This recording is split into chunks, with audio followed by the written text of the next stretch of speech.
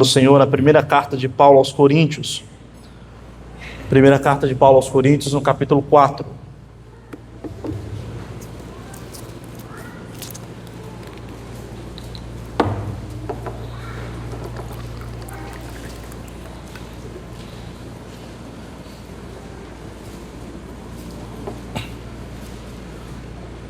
Primeiro aos Coríntios, no capítulo 4, nós vamos ler, se Deus assim nos permitir, todo o capítulo. Vamos fazer essa leitura de forma alternada. 1 aos Coríntios, no capítulo 4, todo o capítulo, leitura de forma alternada. Diz assim a santa e bendita palavra do nosso Deus. Assim, pois, importa que os homens nos considerem como ministros de Cristo e despenseiros dos mistérios de Deus.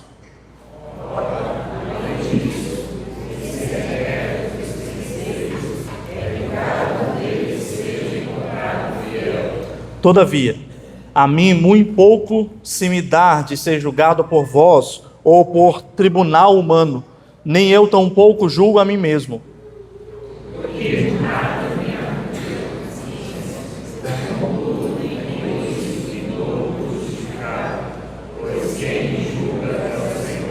Portanto, nada julgueis antes do tempo, até que venha o Senhor, o qual não somente trará à plena luz as coisas ocultas das trevas, mas também manifestará os desígnios dos corações. Então, cada um receberá o seu louvor da parte de Deus.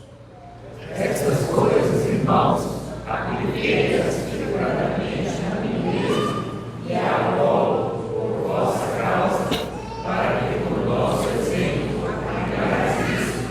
Não ultrapasseis o que está escrito, a fim de que ninguém se ensoberbeça a favor de um independente grupo. Pois quem é que te faz sobressair? E que tens tu que não tens recebido? E se o recebeste, por que te vanglorias, como se o não tiveras recebido?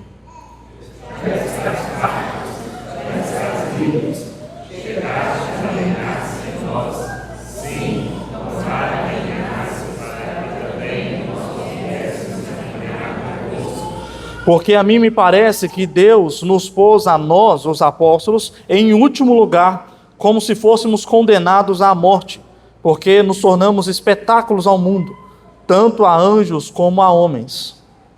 Nós somos loucos por causa de Cristo, e vós sábios em Cristo, nós fracos e vós fortes, vós nobres e nós desprezíveis. Até a presente hora sofremos fome e sede e nudez, e somos esbofeteados, e não temos morada certa. E nós trabalhando com as nossas próprias mãos, quando somos enviados, bendizemos, quando perseguidos, suportamos. Quando caluniados, procuramos conciliação. Até agora temos chegado a ser considerados lixo do mundo, escória de todos.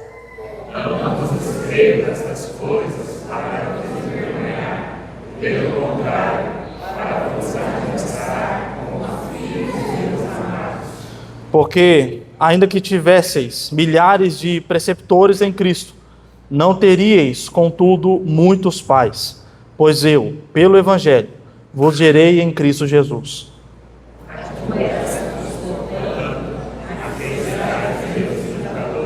Por essa causa, vos mandei Timóteo, que é meu filho amado e fiel no Senhor, o qual vos lembrará os meus caminhos em Cristo Jesus, como por toda parte ensino em cada igreja.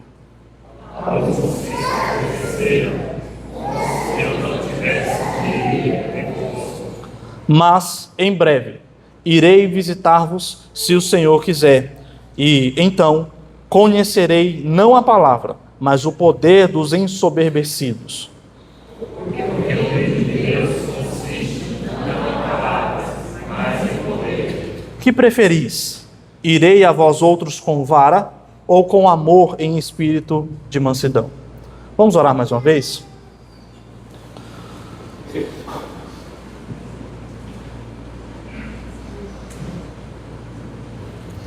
Ó Deus, nós estamos diante, Senhor, da Tua palavra, que é perfeita, é inerrante, é inesgotável. Por isso a tua palavra é santa e ela nos instrui, ó Deus, a como vivemos conforme a tua vontade. Ó Deus, obrigado porque até aqui nós falamos com o Senhor durante a liturgia. E chega um momento, ó Deus, em que o Senhor, e nós te pedimos isso, que o Senhor venha falar conosco através da tua palavra. Que a começar de mim, o Senhor fale comigo, me ajude, ó Deus, apesar das minhas fraquezas e limitações, para que eu possa expor a tua palavra de forma fiel. Prenda o nosso coração, Deus, cative o nosso coração a tua palavra. Esse é o nosso pedido, em nome de Jesus. Amém. Amém. Meus irmãos, para nós entendermos melhor o texto aqui, nós precisamos conhecer o contexto desse texto. Como eu ouvi certa vez, recordar é aprender.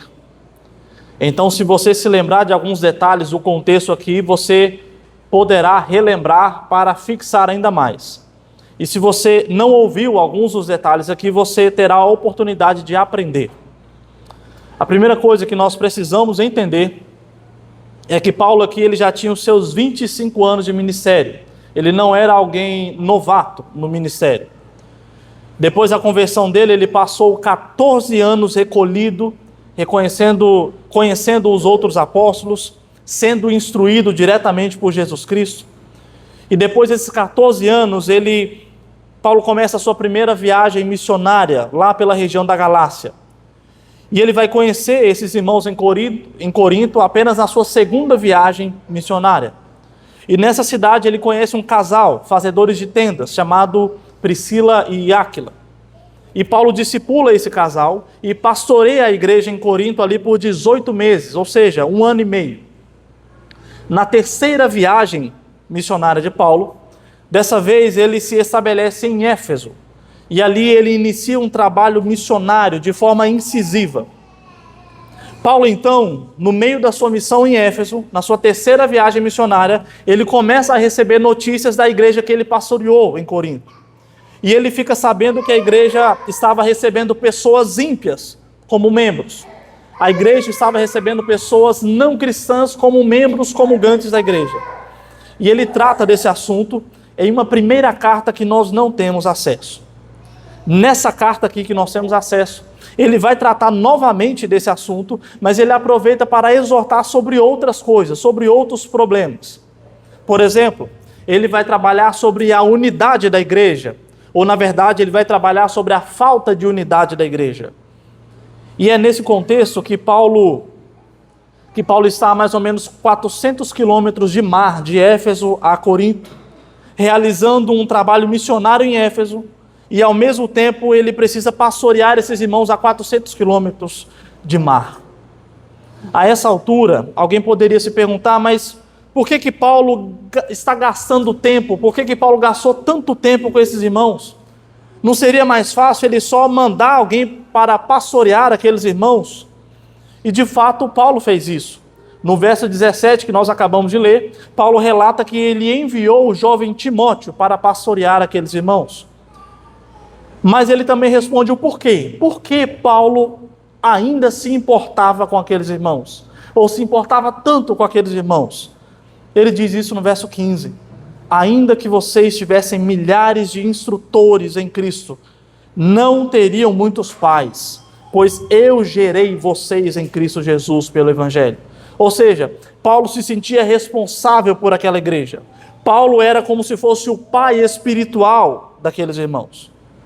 E geralmente, para você que gosta de se envolver com aconselhamento bíblico, geralmente quem se envolve no aconselhamento, ele se torna pai, ele se torna mãe dos seus aconselhados. Isso é muito comum de acontecer. E é aqui nesse capítulo 4, meus irmãos, que Paulo ele se coloca à prova diante da igreja e diante de Deus. Ele vai se colocar à prova aqui, mas ele também vai colocar a igreja à prova. Será que aqueles irmãos, será que aquela congregação era saudável, biblicamente falando? É por isso que nessa noite a minha proposta é que nós pensamos sobre o tema o pastor e a igreja, avaliados pelas Escrituras. E nós veremos como um pastor deve ser avaliado e quem o avalia. E nós veremos também como a igreja deve ser avaliada biblicamente. O primeiro ponto, então, é sobre a avaliação dos pastores. Meus irmãos, a primeira coisa que nós precisamos notar é que Paulo ainda está tratando do assunto do capítulo anterior. Quando ele diz aqui no versículo 1, assim pois, ele está apontando para o capítulo 3, onde ele tratou a respeito de nós. Seja a liderança, seja dos membros comuns, todos nós somos cooperadores de Deus. Ou seja, todos nós somos servos de Deus. E que ao mesmo tempo, todos nós, quer liderança, quer os membros comuns, todos nós somos de Deus. Somos propriedade de Deus. E se isso é um fato, então não havia sentido algum em de um se achar mais sábio do que o outro, um se achar mais evoluído do que o outro. Seria o mesmo que um servo se gabar para outro servo de que ele trabalha mais. Mas no final das contas, os dois são servos. E Paulo continua esse assunto aqui no capítulo 4, mas agora ele vai explicar melhor esse conceito de que todos nós somos servos de Deus. E que no final das contas, tanto pastores quanto a igreja, eles serão avaliados segundo a palavra de Deus. E essa avaliação, obviamente, é direcionada primeiramente aos pastores, às lideranças. E mais especificamente, Paulo se refere a ele, a Apolo e a Cefas, como ele mencionou no versículo 22 do texto anterior, do capítulo 3. Ele primeiro vai descrever 3 detalhes sobre o pastor em uma igreja. 3 características de um pastor na igreja. Ele revela quem deve ser o pastor para a igreja, qual é o dever do pastor para com a igreja e pelo que o pastor será cobrado. Ele responde isso nos versículos 1 e 2. O pastor é um ministro de Cristo, o pastor é encarregado dos mistérios de Deus, aí no versículo 1. E no versículo 2, o pastor será cobrado pela fidelidade. E nós precisamos aqui rapidamente esclarecer estes 3 detalhes sobre o pastor perante a igreja. Primeiro deles, o pastor é um ministro de Cristo. E talvez você até ache a palavra bonita, até elegante, não é? Ministro. Eu tenho certeza que muitos pastores, por aí afora, gostam de ouvir essa palavra. Fulano de tal vai ministrar o culto. Ou ciclano é ministro do evangelho. O peito de alguns certamente se enche quando ouve essa palavra, só que pelos motivos errados. Acontece que, maravilhosamente, a palavra ministro, hipéretas, no grego, é um sinônimo, ou seja, possui o mesmo sentido de uma outra palavrinha muito conhecida dos irmãos, chamada diáconos. A palavra diáconos significa servo. É de onde vem a função dos diáconos na nossa igreja. A palavra ministro aqui possui o mesmo sentido de diácono, de servo. E na verdade, meus irmãos, ela possui um peso ainda maior, porque o significado de ministro, ele foi sendo modificado com o tempo, e ele tomou o sentido de uma espécie de autoridade moral. Mas a origem da palavra, do grego, a origem dessa palavra ministro, ela remete aos escravos que ficavam na parte de baixo do navio, remando para que o navio saísse. Aquele pessoal escravo lá debaixo do navio, lá no porão do navio, remando, eles eram ministros. Em outras palavras, ser um ministro de Cristo é ser um servo, ou melhor, é ser um escravo do Senhor. E meus irmãos, escravo não pode agir conforme ele quer. Um escravo, ele não pode falar o que quer. Ele só pode falar, e na verdade ele só pode agir e falar conforme a vontade do seu Senhor. O que o seu Senhor lhe ordenar e permitir. Esse é o verdadeiro ministro do Senhor. Um segundo detalhe sobre o ministro é que ele é encarregado dos mistérios de Deus. E aqui não se refere a alguma atividade sobrenatural, alguma profetada sobre prever o futuro ou visões. Ministro aqui seria, e Paulo vai responder o que é esse mistério, melhor dizendo, esse mistério. Ele responde lá na sua carta aos Colossenses, no capítulo 1, versículo 26 e 27. Ele vai dizer: o mistério que esteve escondido durante séculos e gerações, mas que agora foi manifestado aos seus santos. A estes, Deus quis dar a conhecer a riqueza da glória desse mistério entre os gentios, que é Cristo em vocês, a esperança da glória. Paulo vai esclarecer então que o mistério que foi revelado ao povo de Deus é Cristo. E o ministro, o escravo do Senhor, ele possui a responsabilidade de servir a igreja com esse mistério. De servir a igreja com a palavra do Senhor. De servir a igreja com um aconselhamento que nos leve até Cristo. Esse é o mistério. E eu particularmente, meus irmãos, eu gosto de uma interpretação a respeito desse mistério aqui, que esse mistério, além de ser o evangelho, esse mistério também pode fazer referência aos sacramentos da igreja, o batismo e a Santa Ceia. Ou seja, os pastores são chamados a ministrar a palavra do Senhor e também são chamados a servir, a ministrar a igreja através do batismo e da ceia. Já parou para pensar que o batismo e a ceia, embora eles sejam rituais externos, eles possuem implicações espirituais? No batismo, por exemplo, que mesmo não sendo um sinal de conversão, ela ainda assim é uma marca que aponta para Cristo. O batismo, ela ainda assim é uma marca que aponta para uma pessoa que faz parte da bênção do Senhor. A ceia é um mistério e esse mistério já foi discutido durante muito tempo na história da igreja. É um mistério porque que mistério é esse que, ao compartilhar de pão e beber do suco de uva, nesse momento, que mistério é esse que nós sentimos, como Calvino vai dizer, a presença real do Rei Jesus? Que mistério é esse? Como que ao participar de um momento tão singelo como esse, nós somos alimentados espiritualmente?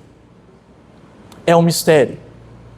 E de acordo com Paulo, o pastor, o ministro, o escravo de Cristo, ele tem a responsabilidade de servir a igreja com esses mistérios.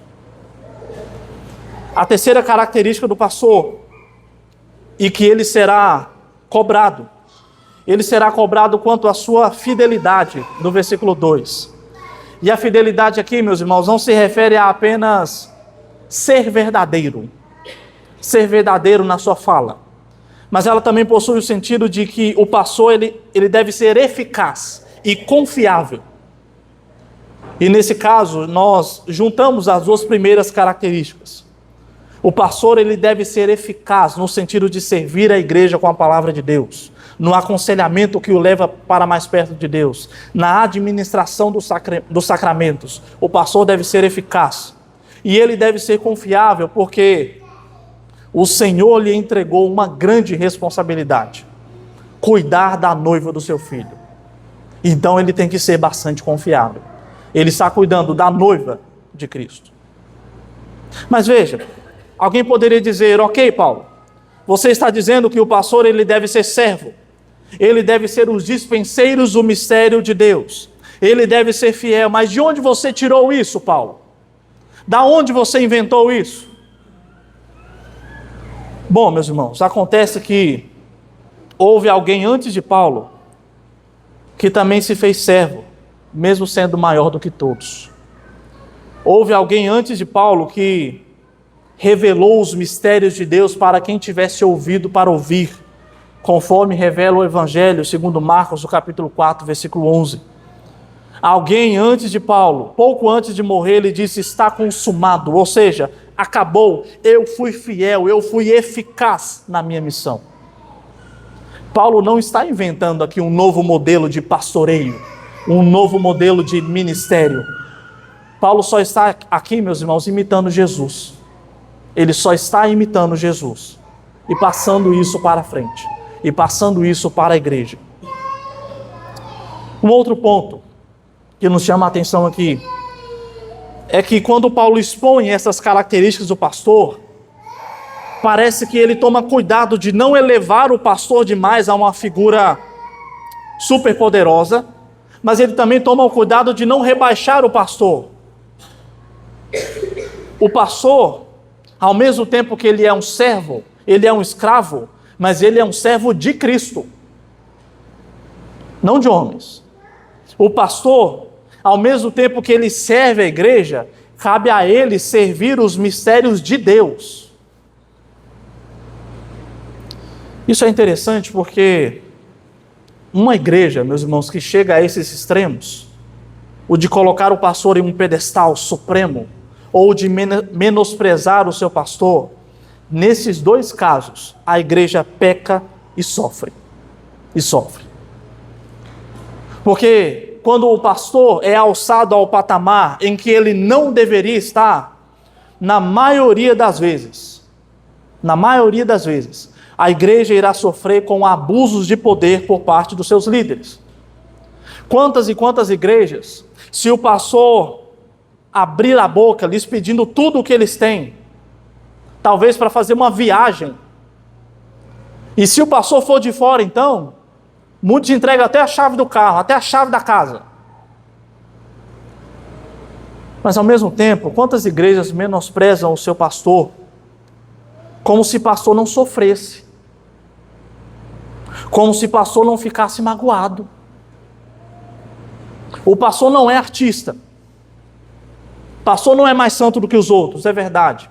Constantemente a gente tem que pedir perdão mesmo para o irmão porque a gente erra. Mas pastor também sofre. Pastor também fica cansado. Então, a igreja que exalta demais ou menospreza o seu pastor, a sua liderança, é uma igreja que corre sérios riscos de ignorar e de menosprezar a palavra de Deus. Nos dois jeitos, nos dois extremos, a igreja sofre.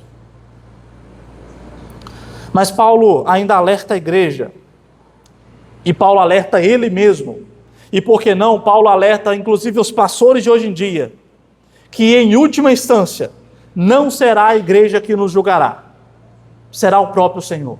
Ele diz isso no versículo 4. E meus irmãos, eu acho que muitos pastores não entenderam a gravidade dessa afirmação aqui.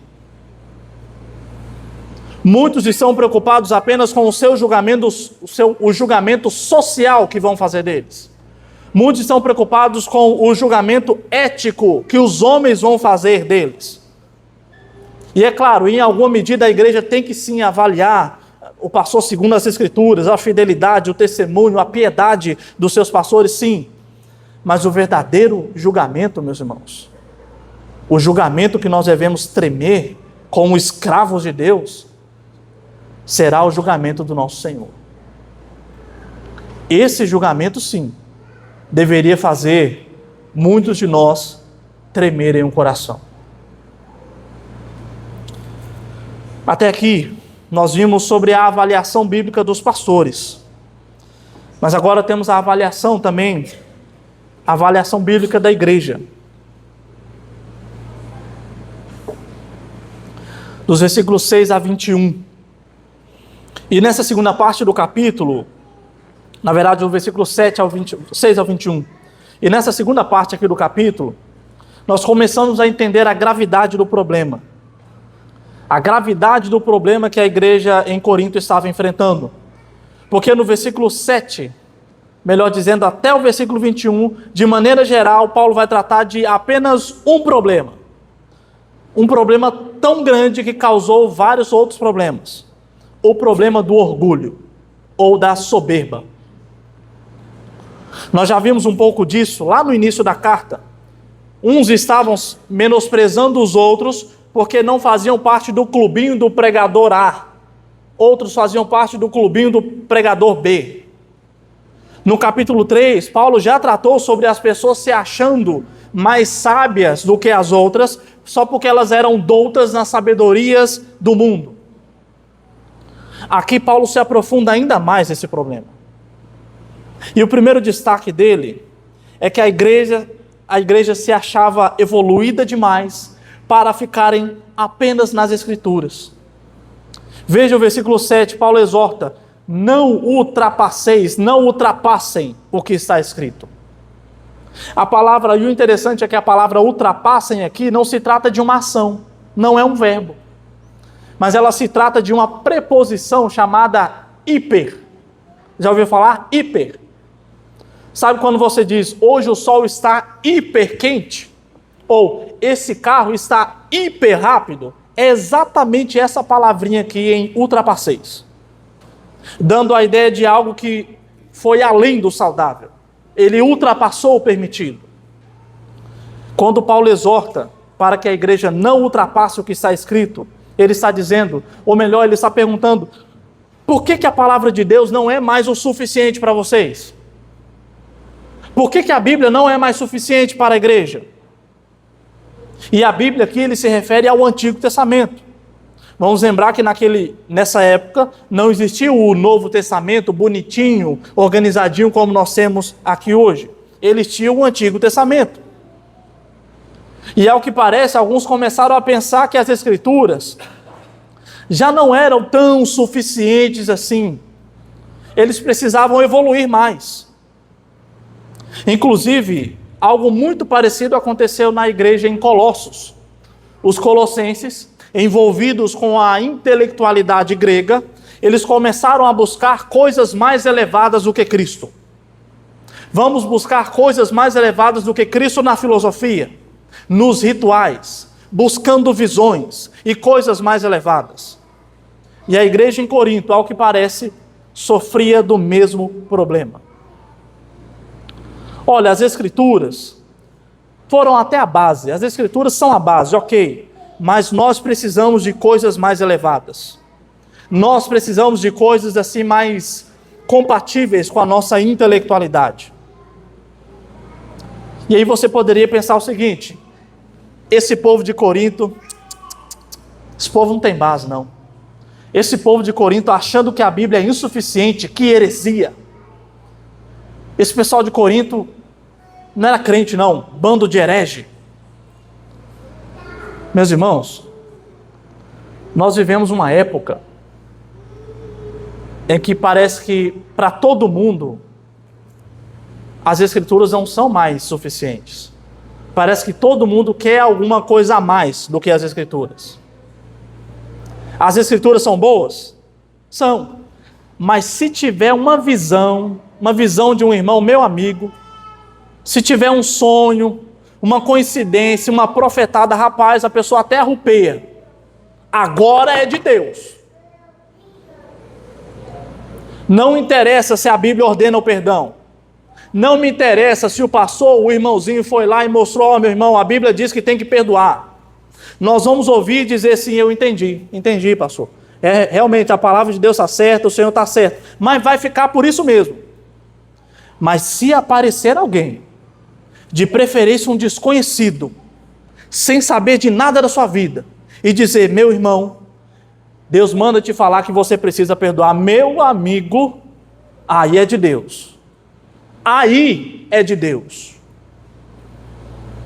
Não interessa se as Escrituras já me diziam que eu deveria servir mais ao Senhor, que eu deveria servir mais na igreja, que eu deveria servir mais os meus irmãos.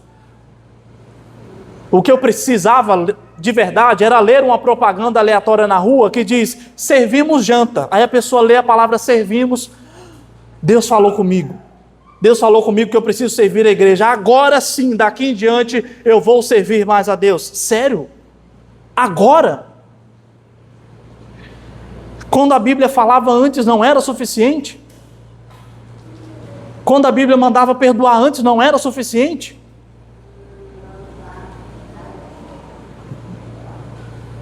Veja, eu não estou dizendo que Deus não fala através dessas outras coisas, através de pessoas, frases, músicas inclusive, não é isso. O que eu estou dizendo é que mesmo sem essas coisas, as Escrituras são suficientes. A palavra de Deus é completamente suficiente para instruir o seu coração, instruir a sua vida. Caso contrário, você ficará igual a esses irmãos da igreja aqui. Paulo agora vai bater doído, eu confesso. Talvez o que Paulo vai falar aqui agora seja uma das maiores surras teológicas de um pastor à igreja. Nos versos 8 a 13, Paulo vai usar de um sarcasmo duro, dizendo, e aqui eu vou usar as minhas palavras: vocês que ultrapassaram as Escrituras, vocês são melhores do que nós, apóstolos, ué.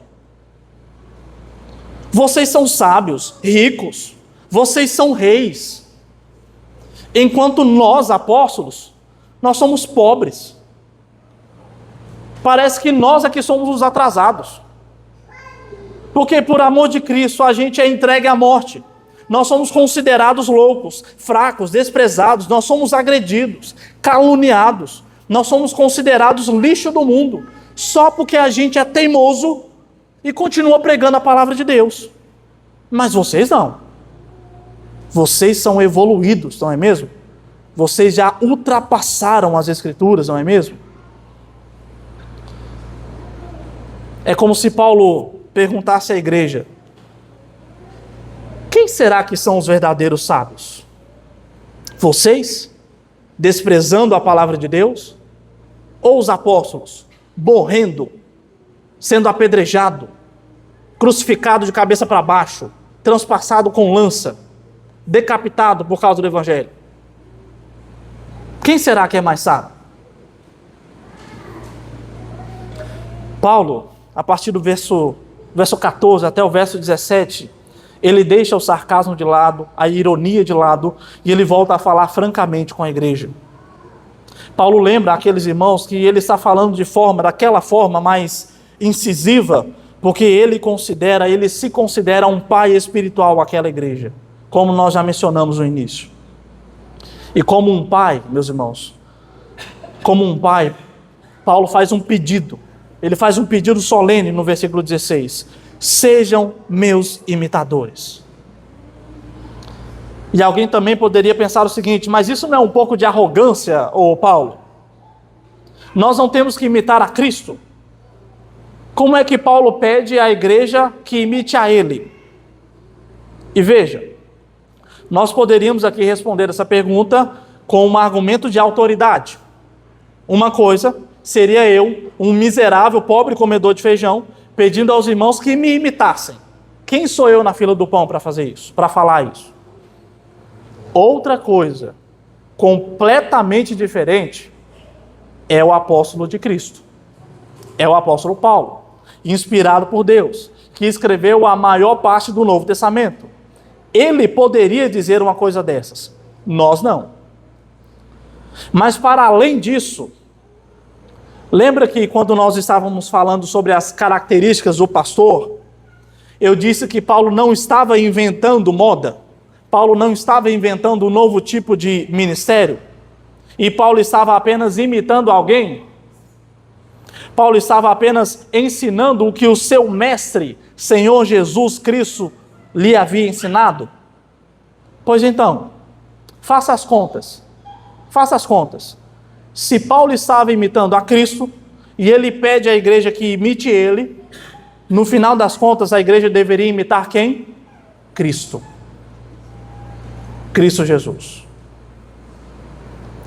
E isso se confirma, essa ideia vai ser confirmada, quando Paulo vai dizer, lá no capítulo 11, mais na frente de 1 Coríntios, no capítulo 1, sejam meus imitadores, como também eu sou imitador de Cristo. Paulo faz um pedido de pai a essa igreja: abandonem o orgulho, se voltem para a palavra de Deus, que é inesgotável, ela é suficiente. Façam como eu, procurem fazer todos os dias a vontade do Senhor, olhar para Cristo, ser submisso à palavra do Senhor. Paulo finaliza essa sessão dizendo que ele espera ver aqueles irmãos soberbos cara a cara. Porque uma coisa é você dizer palavras de soberba a 400 quilômetros de distância de mar. Outra coisa completamente diferente é você ser soberbo cara a cara. E o curioso é que Paulo encerra esse capítulo com uma pergunta, que ela serve para nós também. O que vocês preferem? Que vá até aí com um chicote ou com espírito de mansidão?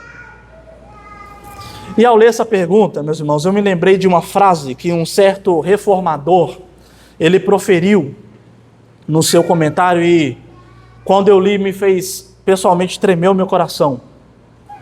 Ele disse que ele correria para Deus, mesmo se o Senhor tivesse com um chicote na mão. Ele correria em direção a Deus, mesmo se Deus tivesse com um chicote na mão. Porque a correção de um pai é bem melhor do que um beijo de um inimigo. A correção de um pai é bem melhor do que o beijo de um inimigo. Sabe de uma coisa? Houve alguém que, mesmo sendo Deus, ele se humilhou vindo como homem. E ele não desprezou a palavra de Deus. A palavra de Deus foi suficiente. Ele enfrentou inimigos, fome, sede, dores, e Jesus jamais usou outra coisa senão as Escrituras para enfrentar todas essas coisas. Para Jesus, a palavra de Deus foi suficiente. E no final, mesmo que ele fosse enfrentar a ira do seu pai, quase como se o seu pai tivesse com um chicote na mão, ainda assim ele se entregou por amor a nós. Ainda assim ele foi em direção ao Pai por amor a nós. Meus irmãos, a cura para o orgulho, a cura para a arrogância, a cura para o pensamento de autossuficiência, a cura para isso tudo é imitar a Cristo. É imitar a Cristo, ser submisso à sua palavra, que é suficiente para as nossas vidas. Partindo para a conclusão e algumas rápidas aplicações, nós aprendemos que os pastores são ministros, escravos de Deus. Falamos, o escravo de Deus, o ministro de Deus, ele fala o que Deus ordena falar. Agimos conforme a palavra de Deus nos ordena agir. Esses homens são despenseiros dos mistérios de Deus. Eles possuem a grande responsabilidade de servir a palavra de Deus à igreja, de servir os sacramentos, a bênção de Deus aos irmãos. E nós vimos também que a igreja é observada quanto à centralidade que ela dá às Escrituras. A igreja do Senhor é observada se a palavra de Deus é o centro dessa igreja. E ela também é observada para ver se a igreja tem imitado a Cristo ou tem imitado ao mundo. E aqui nós já entramos para algumas aplicações práticas. Primeira delas, você aprendeu hoje que as características de um pastor bíblico, você aprendeu isso, as características. Então eu desafio a você a orar pelos pastores. Tanto os pastores docentes, quanto os pastores regentes, no caso dos presbíteros. Nós somos pecadores remidos, chamados a uma responsabilidade, por via das vezes, grande e solitária demais. Há uma história fictícia, onde no final da história tem uma pergunta: quem é que faz o palhaço rir? Porque o palhaço no circo, ele faz todo mundo rir, mas quem é que faz o palhaço rir? Direcionando essa ideia à liderança da igreja, nós somos chamados a servir a igreja com a palavra de Deus, nós somos chamados a orar pela igreja, nós somos chamados a aconselhar a igreja, a servir a igreja. Mas quem é que serve os pastores? Quem é que serve os pastores docentes e os pastores regentes? Por isso, meus irmãos, orem por nós. Ao mesmo tempo, a liderança é chamada a sempre se colocar diante de Deus, porque um dia nós prestaremos contas diante de Deus. Um dia nós vamos prestar contas de tudo que nós falamos aqui diante de Deus. E isso, meus irmãos, deve nos fazer tremer diante de Deus. No que se refere à igreja, e aqui agora falando para a igreja, você sabe, por exemplo, o que as Escrituras nos ensinam sobre finanças? Você sabe o que as Escrituras vai ensinar sobre como tratar a esposa? Você sabe o que a Escritura vai ensinar sobre como tratar o marido, os filhos? Inclusive, nós estamos vivendo uma geração que lê mais, sabia? A nossa geração está lendo mais. Nós estamos lendo livros de administração, livros sobre finanças, livros sobre educação de filhos. O problema é que muitas dessas pessoas nunca leram um livro da Bíblia inteiro. Mas o livro de autoajuda, o Instagram de saúde, sobre saúde, acompanha todo dia. Mas a Bíblia que é bom nada. A Bíblia não é tão suficiente assim, parece? Veja, eu não estou menosprezando os conteúdos que nós temos disponíveis para aprender. Eles podem ser vistos, assimilados àquilo que nos faz bem. Mas, meus irmãos, a Bíblia já ensina essas coisas há muito tempo. Há muito tempo. Ela é suficiente. Ela sempre foi suficiente. E por fim, a nossa congregação de cristãos aqui, ela é conhecida como uma congregação de imitadores de Cristo? A nossa congregação aqui é conhecida como uma congregação que é submissa à palavra de Deus? Nós somos servos de Deus? Nós somos servos uns dos outros? Eu acredito que sim. Mas você vai concordar comigo que nós podemos melhorar bastante ainda, não podemos? Podemos melhorar bastante ainda. Meus irmãos, do que nós temos visto igreja imitando as ações do mundo, não está escrito. Por exemplo, essa história de bateu, levou, isso é coisa do mundo, tá? Quem imita a Cristo não é assim não, é diferente. Essa história de que Deus é por todos e cada um por si, isso é um ensinamento lá de fora. Não tem isso aqui na Bíblia não. Nós imitamos a Cristo e aprendemos com a palavra de Cristo que isso não existe na Bíblia não. Deus por todos e cada um por si. Nós somos um corpo. Ou será que nós vamos cair no mesmo erro da igreja em Corinto? Nós somos evoluídos, superiores demais para ficar somente na palavra de Deus. Não, meus irmãos, em nome de Jesus, não. E eu acredito para finalizar, eu acredito inclusive que nós podemos viver e nós podemos repetir aquilo que João Batista disse lá em João, no capítulo 3, versículo 30. Convém que ele cresça e eu diminuo. Amém.